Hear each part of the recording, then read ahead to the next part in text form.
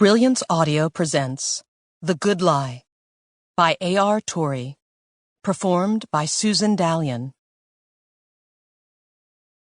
The prestigious street still held secrets of the horror. The missing person flyers were tacked into the Canary Island palms, their colors faded from the elements, the edges of them curled from rain and wind. The white brick mansion at the end of the street no longer had police cars parked in its circular drive. The press vans and cameras had slowly moved on to other stories. The iron gates, which had been necessary to keep the well-intentioned public at bay, were deserted. The weight of silence hung in the sunny Los Angeles air. Scott Harden stumbled down the palm tree-lined sidewalk and toward the large gates. As he moved, the White House swayed before him, the view blurred by sweat burning the corners of his eyes. His monogrammed polo shirt, stained from weeks of wear, stuck to his back. Bruises and cuts from the stiff rope circled both wrists, and he quickened his steps, moving into a jog as he grew closer to the home. As blood oozed from the incision on his chest, he staggered to a stop at the gate's security panel. He pressed the code into the keypad, leaving bloody fingerprints behind. The gates chimed and hummed as they slid open. Nita Harden stood before the bathroom mirror and tried to find the energy and motivation to pick up her toothbrush. Her counter, once clustered with perfumes and expensive cosmetics, was empty. Her blonde locks, which had always been kept up with bi-weekly visits to the salon, now had a half-inch of dark gray roots. Wearing a black yoga suit that hung from her frame, she looked nothing like the put-together socialite who had clawed her way to the top echelon of Beverly Hills society. Did bad breath matter when your son was missing? Did anything when each day was just a horrible waiting game for someone to discover his body? The bloody heart killer was reliable.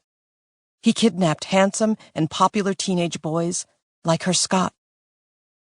He held each boy prisoner for a month or two, strangled them, and mutilated their bodies, then discarded them like bags of trash.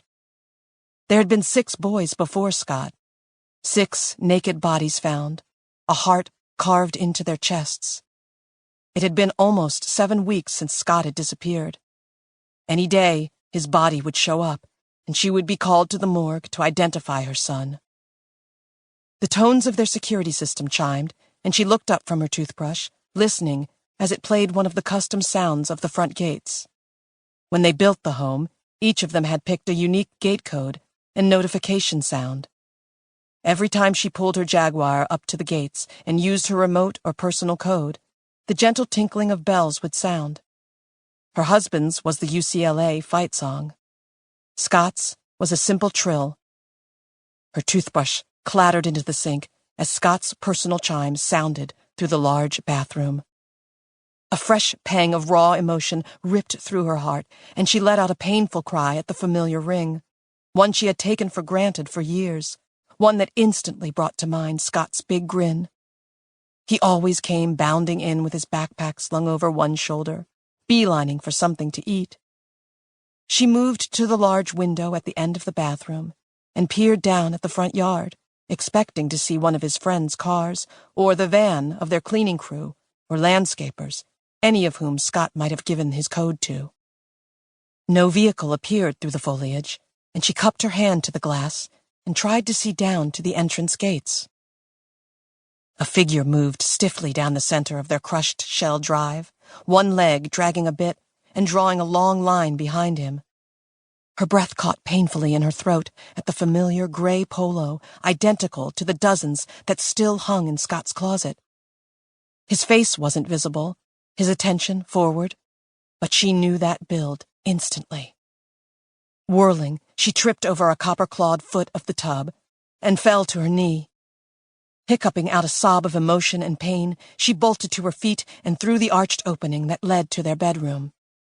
Barreling into the hall, she knocked past a maid as she rounded the staircase and sprinted down the stairs, her hand tight on the banister, her vision blurring with tears.